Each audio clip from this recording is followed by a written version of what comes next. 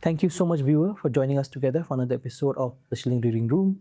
Once again, we are here today in Sharilum, Kong Farida's homestay, which is in Maura, a very beautiful place.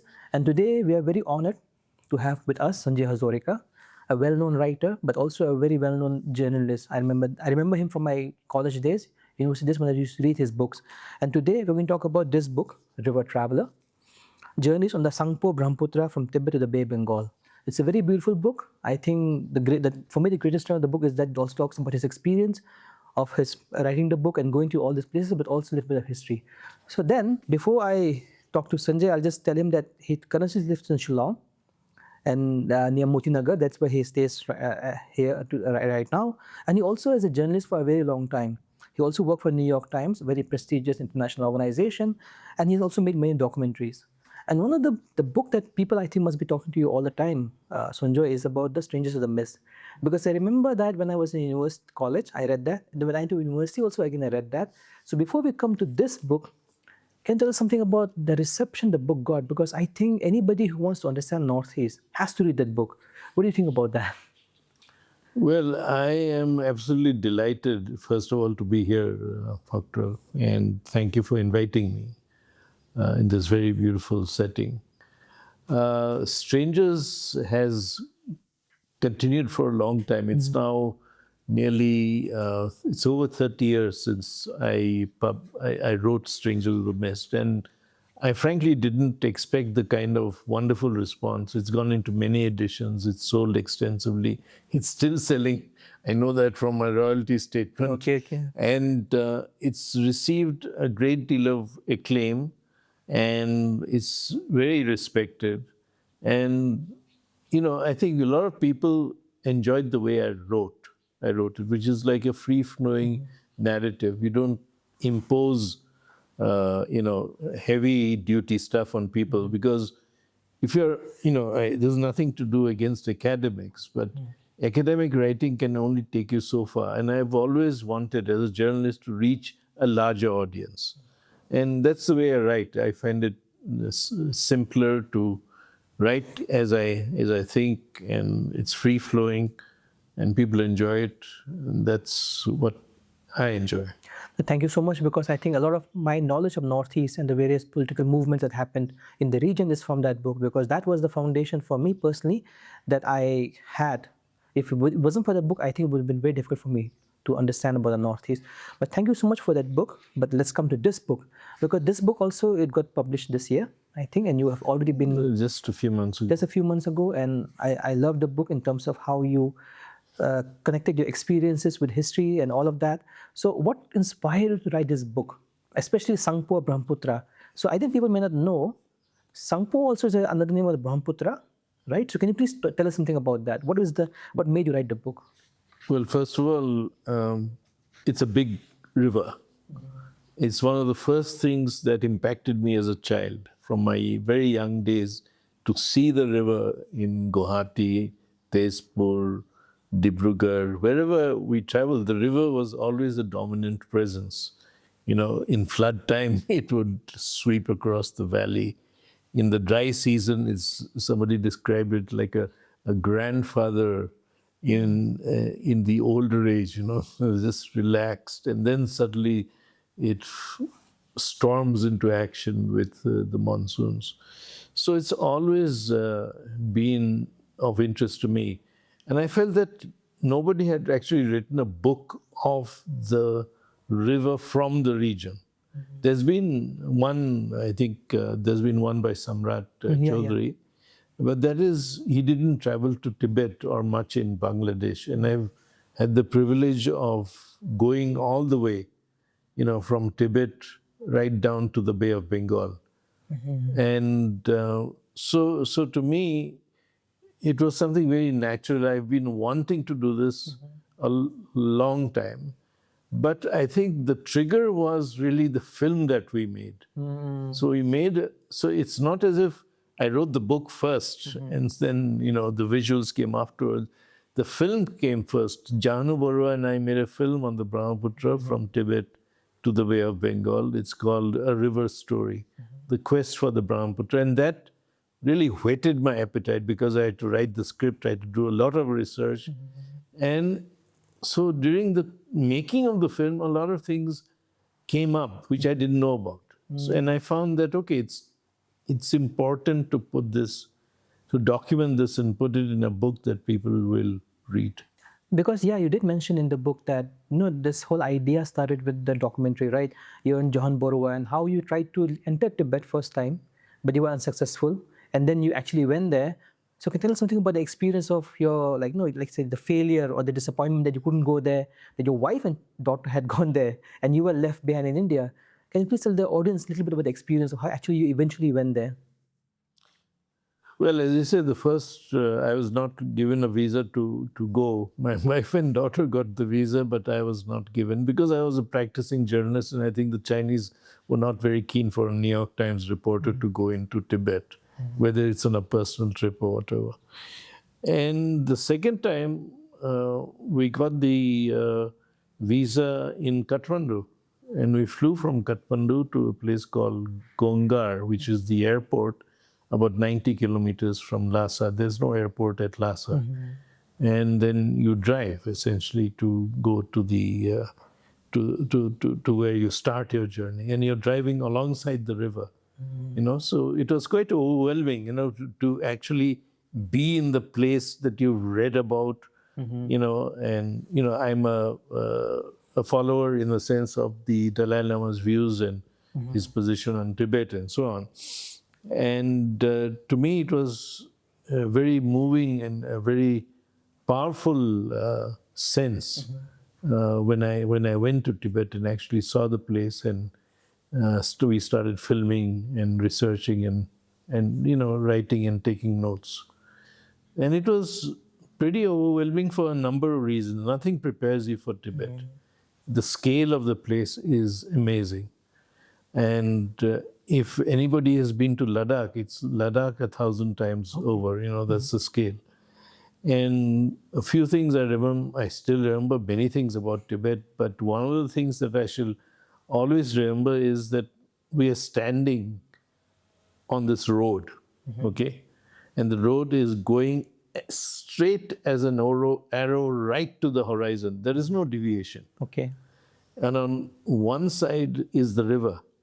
And there's buckwheat and there's glowing fields of mustard. On the left side also there are fields, and then there are the mountains. Yeah. So the entire universe is in that one landscape. So like the Shangri-La people talk about, like Tibet or Lhasa is the Shangri-La. I mean, like, did you have that feeling when you reached there? No, because the Chinese were everywhere, and it's been treated like a colony almost. So that sense perhaps existed for us when we read about it, but it's very it dissipates when you are there. Because you did mention in the book about the condition of the Tibetans, like colonized, oppressed. So in some way, your own driver, I think every day you had to go and give a report to the police station where you went. That's we assumed that because he had a habit of disappearing, and I saw him once coming out of the police station after dropping us at a particular hotel. Yeah. So because another experience from, I think, Tibet when you were there, I remember that you had gone to a temple, a monastery, and you felt something supernatural was happening out there. Well, Tibet is an amazing place. There are many things you can't explain, about how things develop and how they pan out. So we were in what's called the Sedang, I think, the monastery, and Traduk, I think it was Traduk. It's a monastery where Tibetan Buddhism is supposed to have come to Tibet from, there. And there are these amazing sculptures and statues of the first of the Tibetan king who embraced Buddhism, and his two wives, Chinese and Tibetan.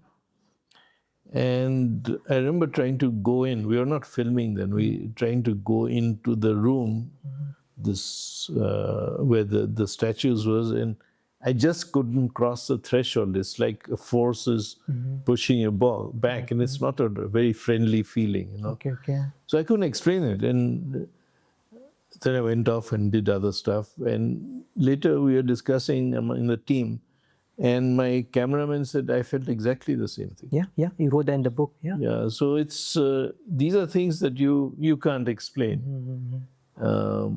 But there are many things about Tibet which are also equally amazing and wonderful to see and experience. Because the story you told me just now, which is there in the book, it makes Tibet even more mysterious, right? You read about it. Now you go there, it might not look that, let's say, different, but these kind of small, small details, no? The feeling, the emotion, seeing the river, seeing the mountain, that actually, do you want to go back to Tibet? I'd love to go back to Tibet, and I'd like to travel much more. I'd like to travel to the source, as also to the Great Gorge, which unfortunately the Chinese are building this mega dam there, which is going to transform the habitat of that place and also impact us downstream in Arunachal and Assam and Bangladesh. I think you did talk about that. Now, before we go into the other things, one thing which you started in your book, and you told me before we started the interview, is that that introduction was written before you even thought about this book. It's about Sukapa, right? The Ahom. No, the introduction was always supposed to be the introduction to the book, but it was written before the rest of the book was written. Yeah, yeah. And I was, there was a tragedy in the family. I lost my wife, and the introduction was the only thing I had written at the time. So there was for a few years I didn't write anything of the book. Okay. But it's only people, pressed me to write, and relatives and friends and publisher. The publisher was very patient. Yeah. Oh, And they waited for almost 8 to 9 years. my for God, this that's a book. long wait. Yeah. So finally, it was done. And the last part of the book was written here in Shillong. Okay, okay. If you read the epilogue, I saw. it ends as I walk to the forest. Yeah, and about the snakes being there. Mary Kurpalang is there. Too many snakes here. Don't go Well, you there. have a very good memory. And, the streams, Yeah, and the streams, waterfall and all and that. that I think that wall, that wooden, no, that iron railing is not there anymore. There's a fence. There's a fence, the fence. Which blocks you from going to the waterfall, which is a bit stupid, I think. Yeah. And it's one of the most attractive peaceful parts of the forest.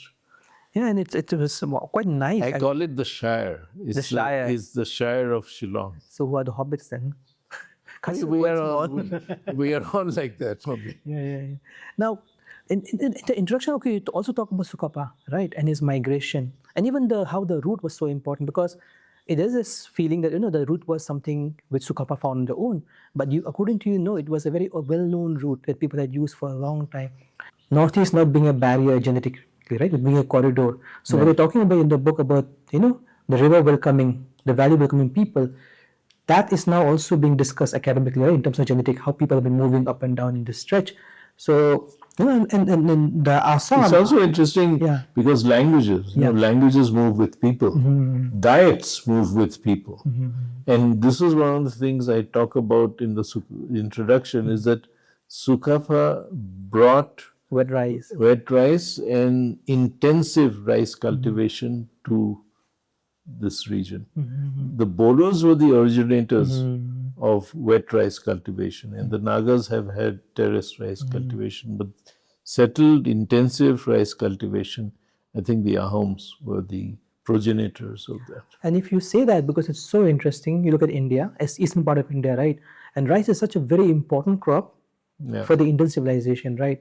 So you could say that without the Ahoms, without the Bodos, without these groups actually being the one, because rice came from the east, all the Indian kingdoms in the past would not have been possible without this very important crop. So the contribution of Northeast Assam from that side is very crucial for India's history, actually. Well, there are thousands of wild rice varieties which have not even been documented. We only know of several hundred from the region. So this is actually the hub of a lot of the wild rices, varieties which have not been mapped so far. Maybe one day you'll write about that as well. Yeah, well, so much to write about. So much to write about. Now also because you were in Tibet, and then after Tibet, because the river takes I think a U-turn, like a hairpin turn, and then turns northeast India, and first of all it's in Arunachal. So you had also gone to Arunachal. A chapter was in Arunachal.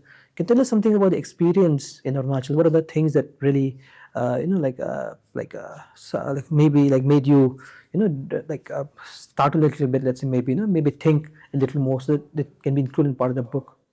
One is, as I was telling you, the scale of the river, the scale of the landscape is quite amazing in Tibet, and it continues in Arunachal.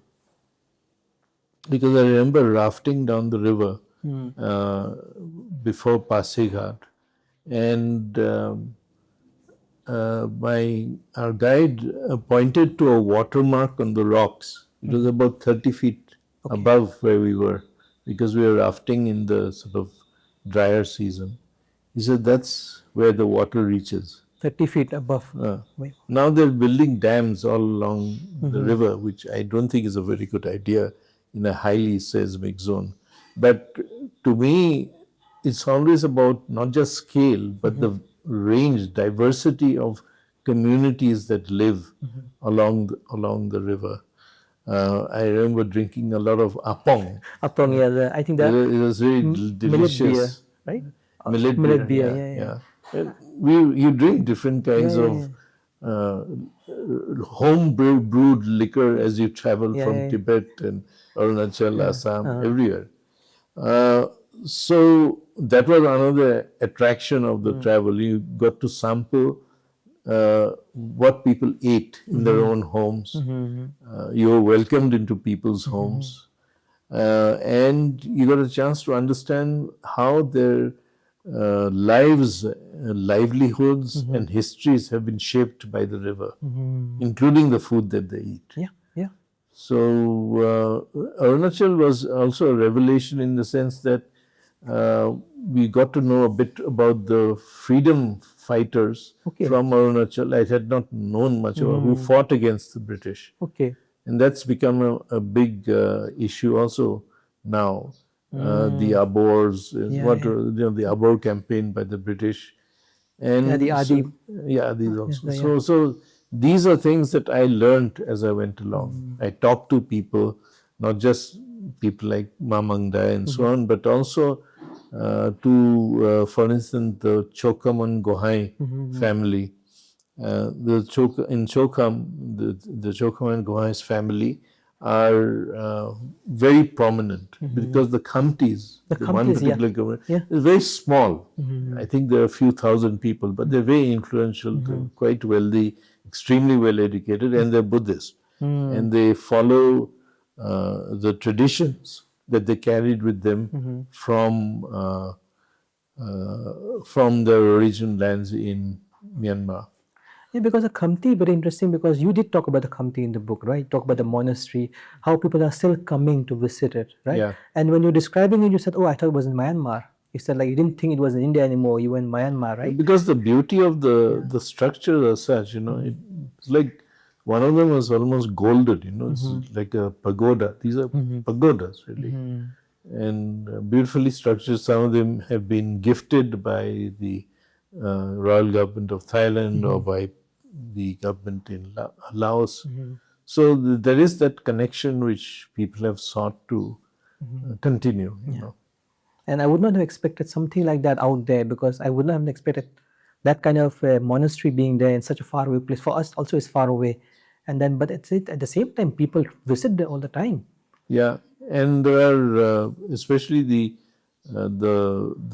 festivals in April are very big festivals, because right from there to Southeast Asia, it's the same style. People throw water on each other, not colored water, perfumed water or just water.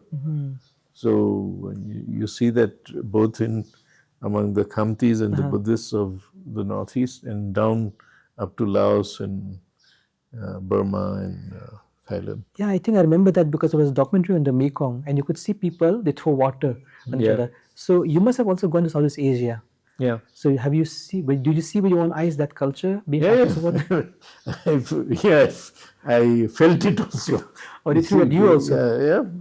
You're on the street, you get it. You're in a car, you get it. Okay, okay, So okay. yeah. So I mean, in that way, Arunachal was so interesting. No, now from Arunachal, let's come to Assam because that actually took a lot of the volume in the book that you wrote, and it does some. You began with the 1950 earthquake, which was actually quite huge, and how it was so important in terms of changing the nature of Brahmaputra. Can Yeah. you tell us something about the earthquake and also about how it changed Brahmaputra? Well, the earthquake was the same as the tsunami that we are familiar with, Yeah. which hit, the Indian Ocean and the Bay of Bengal, 8.7 on the Richter scale. It lifted the bed of the Brahmaputra Okay, okay. by several feet. A lot of buildings just collapsed. Pasighat and parts of Dibrugarh went into the river. Yeah. There were not too many deaths. There were a substantial number of deaths, but not the kind of overwhelming numbers that you read about for the tsunami and so on, the more recent one. But that, I think, made a lot of people realize that, the river, you need to not counter the river, but you need to learn how to live with it now. Because since the river had risen in a way, it's become shallower. Mm. So it becomes broader. Mm-hmm. And now what is evident is that in the dry season, it shrinks, Okay. becomes a very braided river with many channels. But in the monsoon, those channels disappear, except the very big ones, and it becomes this massive torrent that flows all the way down to Bangladesh. And to try and restrict this river by embankments and so on, Assam has the longest embankments of any state, the length of the embankments. But I think that, we haven't done a very good job of adjusting to the river. We've tried to block it, we've tried to control it, and it's not an entity, because I like to think of it as an entity that lends itself easily to control. So, it destroys efforts to control it. At the same time, it replenishes the earth, the soil, because Assam has perhaps, in many parts of the northeast, have perhaps the lowest use of fertilizers and pesticides. I mean, in the Brahmaputra Valley, which is almost the whole state of Assam, barring the hills, it's 60 kilometers wide, the valley, not the river, the lowlands. The silt that the river brings down are rich in natural minerals and nutrients, and they help the crops, they help the fish, they sustain the dolphins, other aquatic life, the environment. But we don't seem to appreciate it, and we're constantly abusing, in a way, the river by dumping a lot of pesticides and waste, frankly, into it and into its tributaries. Because about the waste from Guwahati, from other cities, right, towns going to the Brahmaputra, you did talk about it in the book, and you There's also. not a single sewage treatment plant in the whole of Assam. Guwahati doesn't have one. So that tells you what's happening. If you go to Guwahati, you see the streams which used to flow freely, Bharalu and all these, which were clean rivers at once, streams at one time. They all become sewers because there's no control of how people dump. And Guwahati, if I'm not mistaken, I read it somewhere some time ago, that is the fastest growing metropolitan area region in the country among all of them, because among the population growth, it's expanding. And now with that, you don't even have a single sewage treatment plant. Imagine the kind of waste being generated and being dumped into the river, even till now, and it will grow in times to come. So it's going to be a very, very difficult situation in the future, Well, actually. the thing is about a city, and I say this because um, I think about it quite often. How does one deal with this issue of growth? If you're building a city, creating spaces, whether it's flyovers or anything, you're building infrastructure, you must first take care of sewage. Yeah. The first thing that you do in infrastructure when you build or rebuild a city is to take care of waste. And that's And that's why you can't build a high rise and not be able to take care of the rubbish that's going into the ground and into the water. And you've been very, very critical, even the chapter on Arunachal about the development, how development is being viewed, the construction of the dams, right? And now how the city is growing. That has been a very strong theme in your book also. It seems like, so can you tell us something about that? Because it's just See, it's not rocket science. No? I mean, we need growth, we need infrastructure, but it doesn't mean that you cut all the trees. Zubin Garg at one point in one of his many interviews says, the government goes and cuts trees where they should be planting them, goes and plants trees where they are not needed. People have to come forward and protect the ecosystems. Because, for instance, okay, so you have to build a 4-lane or a 6-lane. You have to expand 2-lane to 4-lane, or perhaps to 6-lane. 6-lane, I don't think is necessary. But the trees which have been there for hundreds of years, if not hundreds of years, for scores of years, you can make them the natural median, no? yeah, yeah. Instead of cutting them down, who does it benefit if you cut them down? Because you're destroying each tree is an ecosystem in itself. It not just nourishes birds, but also insects, all sorts of species of creatures, small and great. It protects people by giving shade. We can't build a tree, no. And you can build flyovers, but birds don't come to flyovers Yeah. and bridges. True. And I think that impact of the environment. So what I argue for is a much more coherent, rational way of looking at it that embraces nature, not excludes it. And I think it is very important right now because we can see all over the world ecological crisis is happening at a very rapid rate. And even in Assam, in Brahmaputra, one creature that suffered because of that are the dolphins. He talked about the river dolphins, and he talked about like how a certain community was catching them, and then how you also took part in the conservation effort, right? How they were able to be weaned away from that. Yeah. Can you tell us about the experience and also about what did you wrote in the book about the river dolphins?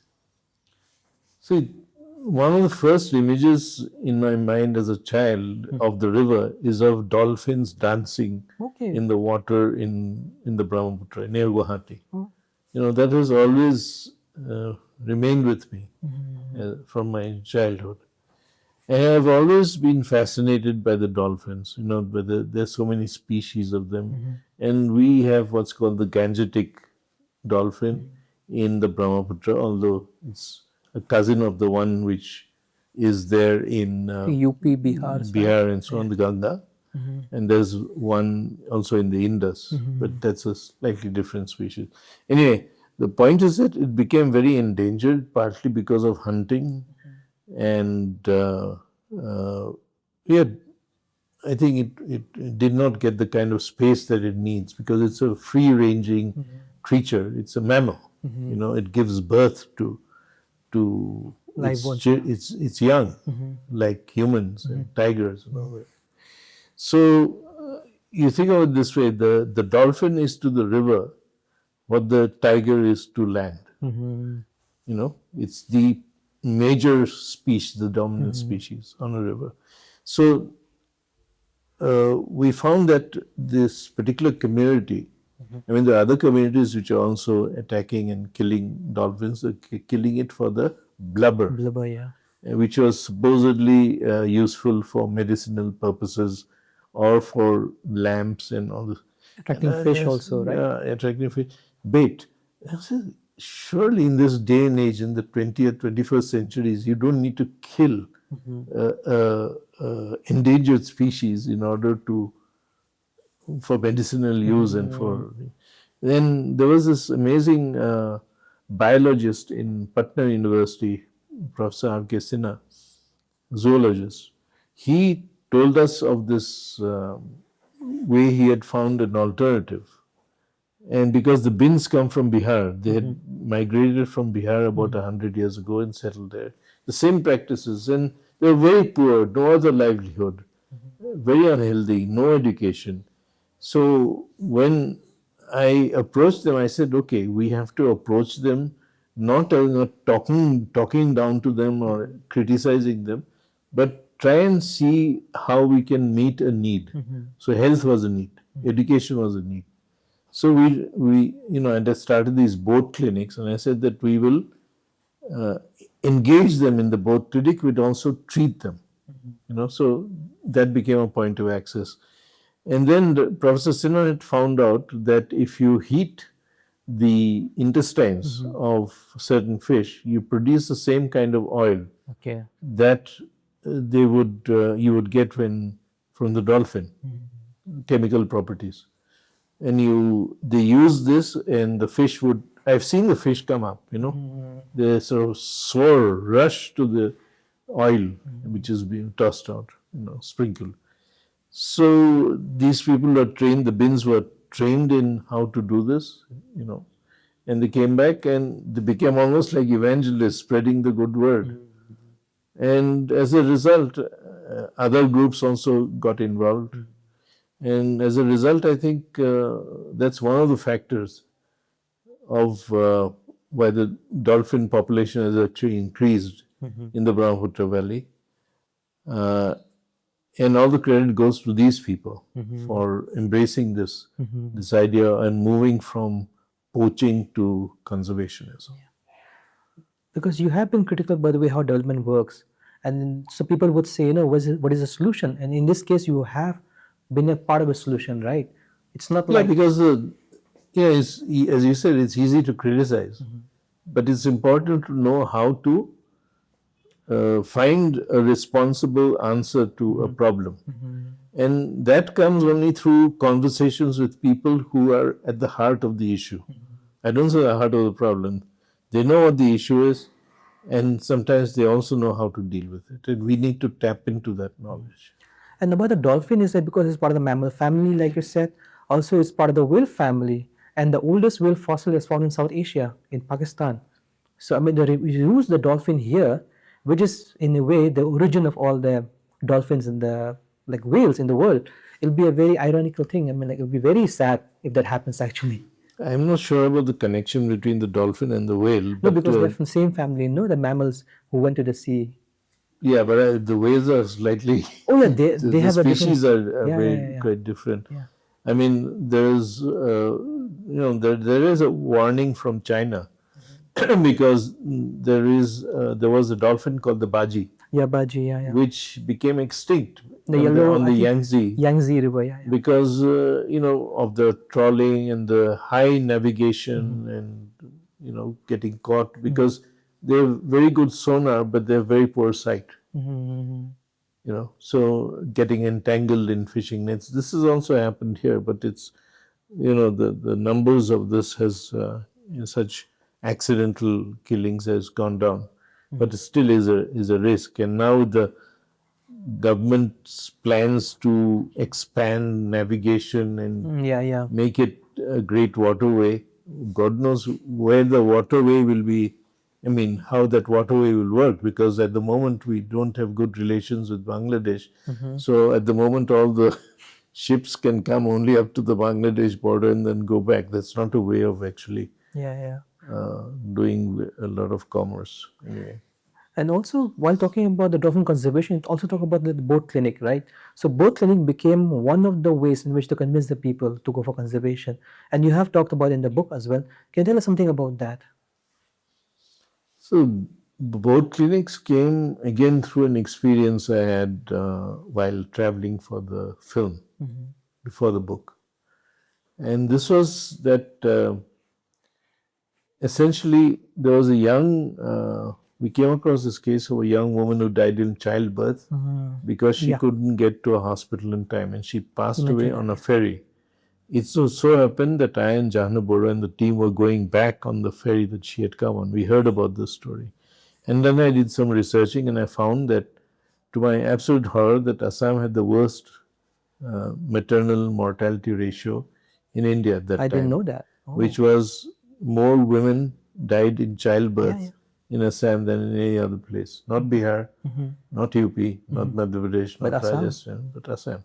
Okay. And I was really taken aback by that. And then I look at the geography. Many communities lived on the islands. Assam is unique geography. It's not just the river, but there are 2,000 plus islands on the river on which over 2.5 million people live. So that's a large population. Yeah. It's, you know, Almost the state of Meghalaya. Almost the state of Meghalaya. Total almost population. the state of Meghalaya. It's larger than the state of twice the size of Mizoram. Yeah, and Arunachal also. Yeah. So, and I felt it was important to reach the people living, the populations living on these islands with healthcare. And the only way I thought was to reach them by boat. But, you know, I'm not a doctor. I come from a family of doctors and physicians, but I'm not a doctor myself. But I knew that this was something that we could do. So I designed a boat because you can't take people, you know, you can't take doctors by helicopter or bridge. There are no bridges everywhere. There's certainly no roads. So the best is to take a boat, equip a boat that can function like an ambulance. So we call it a boat clinic. And it would carry doctors, nurses, a pharmacy, and a lab, you know, and a crew. And we started like that in 2005. Today, we work in 15 districts. We have 15 or 16 boat clinics. And now we have just completed the first hospital ship in India. Yes. Which is a big ship. It's got operating theaters, and you know, there are testing facilities, examination rooms, recovery rooms, wards. But it's basically mother and child, OPDs and cabins where people can stay. So it's a big 4 decks. Yeah, I mean, because I did. And it's been built in Assam. It's been built in Guwahati. It's completed. Now we will hopefully by May or so we'll start the actual running of the programs. And it seems because about the boat clinic now, the ship clinic, right? Could it be this is something like a big part of a big legacy for you, right? Because I think you said in the book this is the only initiative in India. No other states have this initiative. So this is the only state which has this, and you are a very important part of that. So could this be a very important legacy for you? I don't think of it as such. I think of it as something that had to be done. If I didn't do it, somebody else would do it. You know, I'm a hack.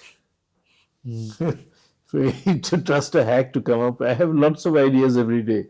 All of them are not practical, but at least some of these, the dolphin issue, the boat clinics, the hospital ship, these things, and I'm still able to write and, you know, walk in the forest and travel. And Not get bitten by a snake, I hope. no, I haven't seen any. I'm sure they exist. Yeah. I mean, they do exist, but then and also when you talk about the boat clinic, right? How people it was difficult for people to go to the hospital because, of course, it was very far. Also, because Assam geography is full of islands, right? It's called chars, and that you have devoted a lot of discussion on that as well. How important is char, not just in terms of geography for Assam, but also the history and culture of Assam? See, the islands of Assam host a very diverse population, from tribal populations like the Mishings and the Bodos and other groups, including Assamese communities, what's called the general caste.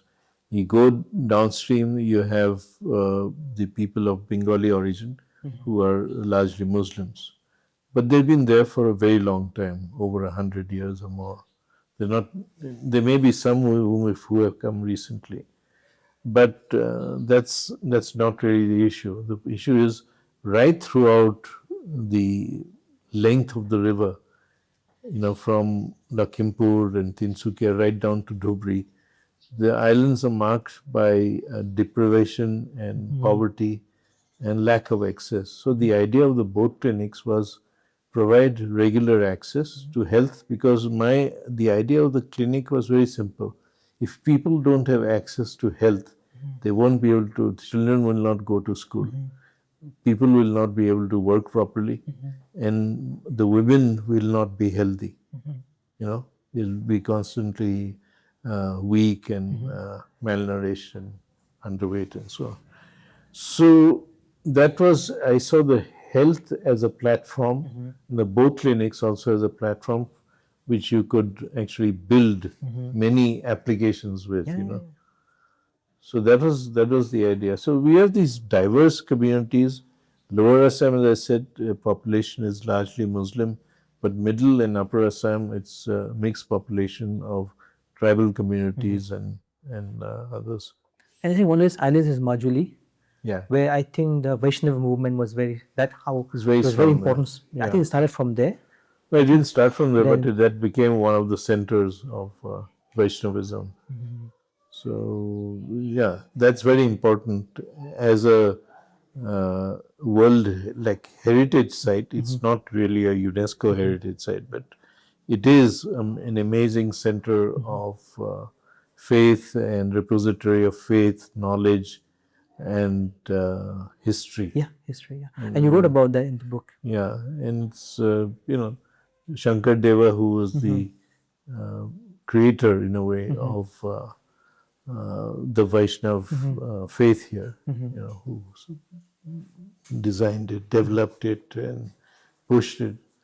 He was very instrumental in the growth and the sustaining of the faith through, you know, Majuli as one of the major centers. And now we'll come to the last chapter of the book, which is on Bangladesh. No, Oh, no, but no. you know, there was one thing that Yeah. I haven't talked about. One of the great revelations for me was the role of European merchants. You talked about them. There was a German merchant. There was a German chap. I mean, I remember driving up to the DC's office in Gwalpara and I was seeing this plaque of a Daniel Roche. I said, Roche? What's the Roche doing in Gwalpara? Yeah. Then I find there's a tombstone, the graves of his children, his family there. And obviously, he must have been a prominent man. There are not many graves of these chaps going back to the 17th century in Assam. And I did some more research and found out that he was one of the most prominent salt merchants of Assam at the time. And Gwalpara was a huge port, wealthy port, where everything was traded, gold and ivory, silk and salt. And salt was most important for the Ahom kingdom, for the imports from Bengal and so on. And there were a number of Europeans, Italians, Germans, French, you name it, British, who were trying to control the salt trade, and the Mughals were also supervising this sort of thing. And at one point, the salt merchants got so upset with the Ahoms not paying their dues that they tried to embark on an armed expedition to demand their dues, but the British East India Company came in and said, no, you can't do this. You know, in some incident where he had gone off to, I think, to extract some funds or something, or on a trading expedition, he got killed during that process. I mean, that's like there could be so many stories like that, right? Yeah. Adventurers coming from all over the world to Assam, and then suddenly. So it shows that the region was never isolated. No, exactly. The region was always a vibrant center of commerce, which is connected to the world. Yeah, exactly. And I think maybe that could be another topic for you maybe in the future. You know, I mean, how Assam connects both the east and the west. No, from even a place like Mizoram, Nagaland, all these, every place is connected. Assam, because of its location happens to have a lot of it, but almost every place is connected to the world. But you are asking me about Bangladesh. Bangladesh, yeah, because you were chased by the pirates and you thought you were going to be killed. What happened there? Oh, that was quite a story. We were filming the last part of the documentary, and we had gone out in this vessel to towards the Bay of Bengal. We weren't quite in the Bay of Bengal, but in the vicinity. And the engine, because you need silence, there's music playing, musicians are playing, and the camera was filming. So the engine was cut. And when the scene was over, everybody was very happy. And we looked around, and I saw there's no land nearby. So, to cut a long story short, I asked the captain of the ship, where are we? He says, you're in the Bay of Bengal, you're in the sea, Sagar, in the sea. So he says, your director said, cut the engine, so we are carried by the currents into the sea. And I don't swim, okay? Yeah, yeah, you don't swim. You did talk about it a lot in your book. You don't swim. And so the river gods were very kind. And I said, we have to get back, because it's getting dark and it's not a comfortable thing to be all alone in the sea. Right? It's pretty daunting. So then suddenly we were told, you take your equipment, camera equipment, you go down, don't. I said, what happened? He said, the pirates chasing us. I said, come on, give me a break here. Pirates in the 20th, 21st century, where are the pirates? He says, no, see, the 3 ships, large ships, so coming, not ships, but big vessels coming at us from 3 different directions. He says, they're trying to catch us. So the skipper of our ship, the captain of our ship, made a course for the shore. By that time, we could see the shore. But these guys were closing in. And so I asked, what happens if these guys catch you? He says, normally they board it, they kill everybody on board, then they loot the place, and then they scuttle the ship. So I told Janu, I said, Janu, we'll be one paragraph in the Times of India, page 3 or page 5. You wrote that. Yeah. So anyway, but we escaped. To read that, to know about how we escaped, you have to read the book and buy it. And in fact, like quite a lot of incidents out here, which I will not tell too much, but in Tibet you had an incident. In, I think, Arunachal you had an incident. So quite a lot of incidents which are very interesting for the readers, and they can read the book to find it out, because why spoil the suspense?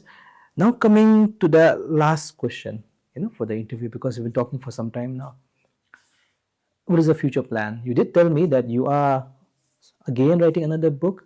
So what are your new projects that you're engaged in right now? Well, I've just finished a new book on Mizoram, which is basically a contemporary history of Mizoram, but it's looking at Mizoram through the eyes of the man who was the longest serving chief minister. Lalthanwala. Okay.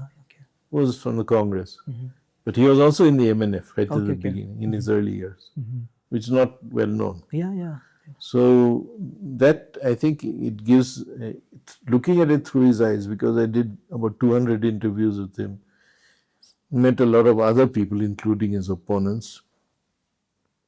So that book hopefully will be out in a few months. And then I'm working on, I've collected some of the material, working on stories I'll be telling, which I haven't written about much. Okay. Both of the river, but also of Shillong. So stories of Shillong, which even Shillongians don't know about. Okay, that's very interesting. Yeah. Like, I think before we end the interview, because you have been writing a lot, and in this book itself, there's so much detail. So when you go to a place for people who would like to write on their own, do you always keep a diary with you? I usually write down notes. Either I used to write them in my notebooks. I always carry notebooks with me, because it's always good to have at the end of a day or when you're meeting people to write notes, what they say. Or if a thought comes to you, you put it down. Or I put it in the laptop, or sometimes even on the phone. So, and I write columns. I've been writing columns for the last 10, 15 years. That becomes a source of information, as well as I can extract a lot of material from there. Because I've been writing columns now for 20, 30 years. So on a range of issues. So it becomes useful, both background material as well as things that you can use in books as well. Thank you so much, Sanjoy, for coming to our program today. And dear viewers, this is the book. And Sanjoy, like already said, that he has another book already is ready, I think, finished. Yeah. And then we'll have another his Do I have time to read short passage from the a book. short passage? Oh yeah, yeah. Please, please. I think we can end with a passage. Yeah. So here goes.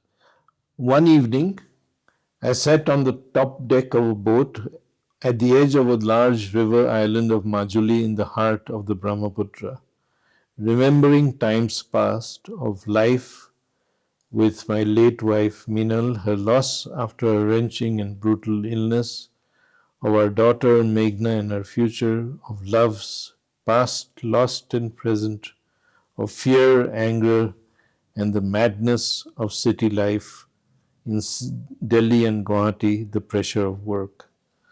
A member of the crew came up and asked gently if I wanted some water and whether I'd join the group on the sandbank. I smiled at the boatman and declined the invitation. I needed time to myself. I wanted to see the stars. He nodded and went back, thinking I was not quite probably all right.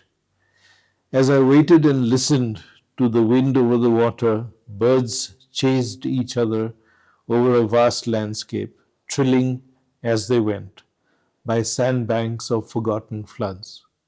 Why ponder so much, heavily and deeply, I thought. Just soak it in and enjoy the stillness of it all. I was home again at my favorite place, the river. Here peace was at hand, and the vileness of man had not, at least seemingly at the time, damaged that visible world. Thank you so much, Sanjay. I think that passage was very apt for the book. And viewers, please read the book. It's beautiful, it's brilliant. You can learn a lot about Sanjay's own experience, but also about the history of the region, not just region, but in China as well, in Bangladesh. So thank you so much once again, Sanjay, for being with us here today. We'll call you again for the next two books. Thank you. Thank you so much, viewers. Yeah.